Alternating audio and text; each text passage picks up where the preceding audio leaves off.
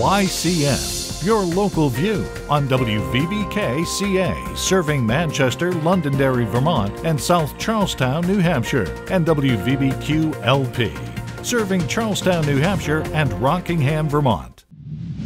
Welcome, ladies and gentlemen. I'm David Carmichael, and we are here at the Woodstock Inn with two of the most beautiful girls in New Hampshire and Vermont, Megan Lyman, Miss New Hampshire, and Chelsea Ingram from Miss Vermont. Ladies, thank you so much for being here.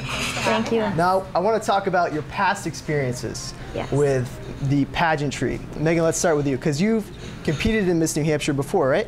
Yes, this is my third year competing for the title of Miss New Hampshire. I was first runner-up the 2 years prior, so it was nice to finally walk away with the title on my third try, so 3 times is a charm. And then I also competed in the Outstanding Teen program for 3 years, and again, third year I walked away with the crowns. Third time's a charm. Exactly, it's my motto. Too bad there's only one chance at Miss America, but we're working on it.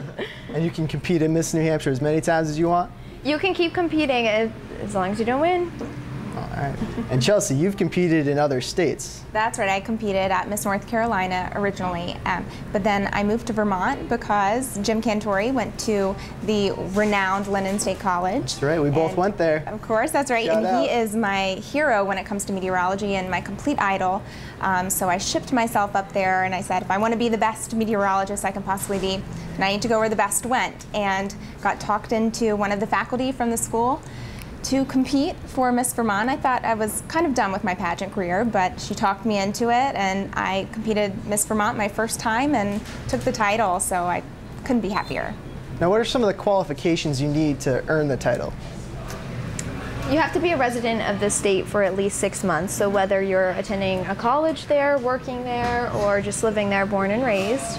You also have to be 17 years old and a senior in high school, and at least to the age of 24. That's the age requirement. And a U.S. citizen. U.S. citizen, born a woman. Yeah, so there's an entire contract you actually have to go through when you compete to make sure you're actually eligible, and they check that very carefully. Yes. So you probably just made the cut because you just moved to Vermont, and it was right on the 6 month mark. That's right. It was. So I tell you, if it wasn't for Hannah Manley, with the Alumni Center at London State College, I probably wouldn't have even competed, but she talked me into it, and it all worked out. It was almost like it was meant to be.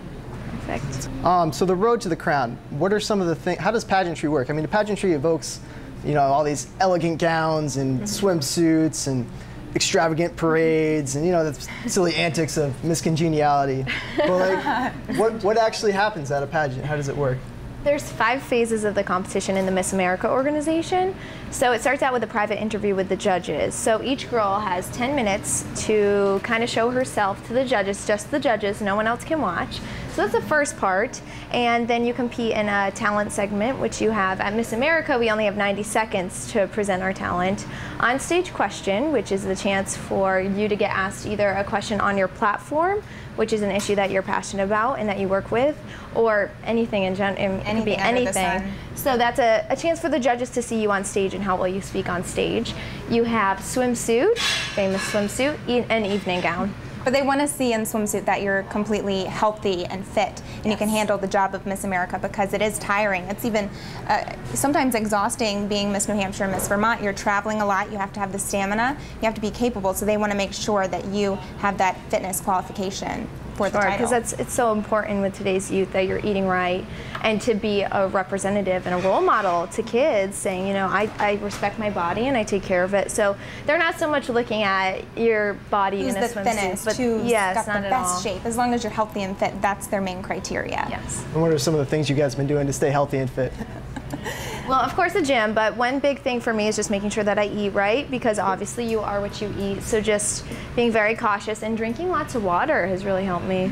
That's right. Hey, that's important. I like to do the Turbo Fire, P90X, Insanity, and just recently got the Brazilian butt lift workout. So I like to do that, but I'm also working with a trainer who's sponsoring the organization. He's wonderful. His name's Chris with Pull-In Performance and Physical Therapy.